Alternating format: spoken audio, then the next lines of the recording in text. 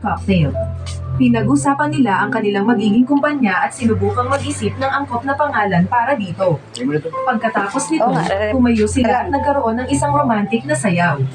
Pagbalik sa tinutuluyang hotel, naghalikan sila ngunit biglang napatigil si Dayan, kaya tinanong siya ni Pharaoh kung anong problema. Sinabi ni Dayan na nang mamatay ang kanyang asawa, gusto niyang malaman kung ano ang nangyari sa kanyang mga huling sandali at kung may sinabi ba ito tungkol sa kanya. Gumawa siya ng ilang tawag, at isang lalaki ang nagsabi sa kanya na nasa tabi siya ng kanyang asawa bago ito namatay. Nakipagkita si Dayan sa lalaki ngunit lumalabas na nagsisinungaling lang pala siya at ginawan siya nito ng masama. Napaiyak si Dayan sa mga alaalang ito at sinubukan siyang patahanin ni Pharaoh.